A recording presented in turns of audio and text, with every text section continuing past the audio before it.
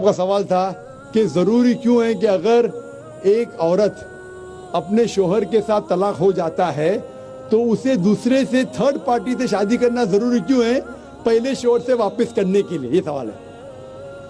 सवाल अभी दोहरा है, जवाब दे रहा हूं मैं। ये लोगों को गलत फहमी है कि अगर मियाँ बीवी का तलाक होता है और अगर वो फिर से शादी करना चाहते हैं, ये गलत फहमी है लोगों की कि उसको तीसरे से शादी करना फर्ज है।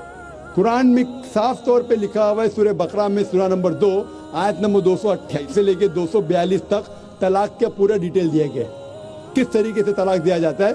पहले मैंने कहा था कि आपस में समझौता होना चाहिए, नहीं होता है तो गेट एन आर्बिट्रर, एक बड़े को बुलाओ, शोहर की तरफ से बीवी की तरफ से समझौता करो। नहीं होता है तो तलाक बोलने के बाद इद्दत के 3 माह है।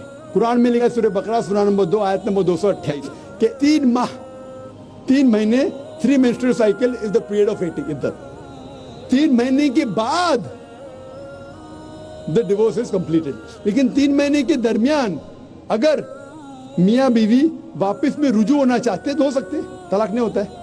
लेकिन अगर 3 महीने तक रुजू नहीं होते और अलग हो जाते और 1 साल बाद उन्हें ख्याल आता है अरे हमने गलत किया, हम फिर से शादी करना चाहते, तो कुरान की आयत है सूरह बकरा सूरा नंबर 2 आयत number 232, do not prevent the women from marrying the former husband.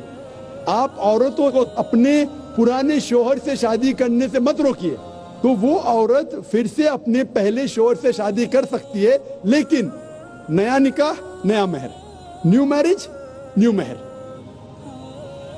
No no no, what you are saying is a misconception. I come to it. लोग समझते हलाला की जरूरत है, हलाला जैसी कोई चीज कुरान में है नहीं, मैं उसके ऊपर आऊंगा। लेकिन फिर से शादी करने के बाद फिर से इन लोग जिंदगी बसर करते, 3-4 साल बाद फिर से कुछ ना इत्तेफाकी होती है, फिर से तलाक। वही तरीके से समझौता करो, बड़े को लेके आओ, तलाक बोलो, 3 माह रुको, फिर जाओ, फिर से 2 साल बाद याद आता है नहीं वापिस से रहेंगे, फिर से शादी कर सकते, फिर निकाह, फिर महर, फिर से झगड़ा होता है। फिर तीसरी बार अगर तलाक होता है तो अल्लाह ताला फरमाते सूरह बकरा सूरा नंबर 2 आयत नंबर 230 में कहते कि तीसरी बार अगर तलाक देंगे तो फाइनल। इसके बाद आप फिर से मियाँ बीवी ने, जब तक आप थर्ड को नहीं मैरी करें। इसमें क्यों? ये शादी ब्याह गुड्डा गुड्डी का खेल थोड़ी है। बचपन में गुड्डा गुड्डी का खेल में शादी करो फिर से तलाक दो, एक दिन में 10 बार शादी कर सकते, बराबर ना? ये जिंदगी गुड्डा गुड्डी का खेल थोड़ी है। 3 महीने लगता है तलाक के लिए, इतना टाइम लगता है। प्राइवेट मीटिंग, फिर बड़े लोग से मीटिंग, फिर 3 माह, फिर जुड़ो प्यार से, एक दूसरे पे कीचड़ मत उछालो, फिर शादी करो। मैंने मेरी जिंदगी में किसको भी नहीं देखा जो सही तरीके से तीसरी बार तलाक हुआ, मैं देखा नहीं अभी तक। 1 बार हुआ देखा होगा, 2 बार, तीसरी बार तो देखा ही नहीं मैं। ये अगर आप गुड्डा गुड्डी का खेल करते तो फिर 1 बार आपने रिजेक्ट किया, 2 बार रिजेक्ट किया, 3rd बार फाइनल, फिर आप दूसरे से शादी करो। आप प्लान नहीं कर सकते, आप दूसरे से शादी करो और रो।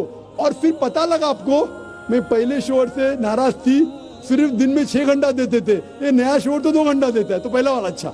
नो, दाल आटे का भाव मालूम पड़ेगा।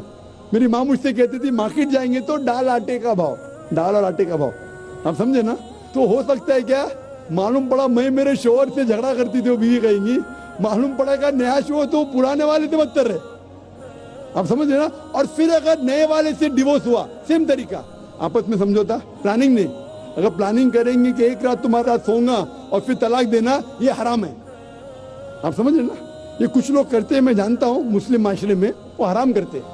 प्लानिंग करना, तुम्हारा शोहर बनूंगा, एक रात बाद तलाक दूंगा, फिर तुम शोहर शादी करना, ये हराम है। कुछ लोग करते हैं, गलत करते हैं, कुरान में ऐसा नहीं लिखे। तो अगर तीसरी बार तलाक के बाद या पहली तलाक के बाद भी, पहले बार तलाक दिए, दूसरे से शादी किए, फिर पता लगा सही नहीं, तो वापिस जा सकते, आप समझे ना? तो ये जो है जरूरी है थर्ड पार्टी के पास जाना, अगर 3 बार सही तरीके से तलाक हो तो इस्लाम में इतनी छूट है माशाअल्लाह, और इतना सही मजहब है, it's the most practical way of life. Hope that answers the question.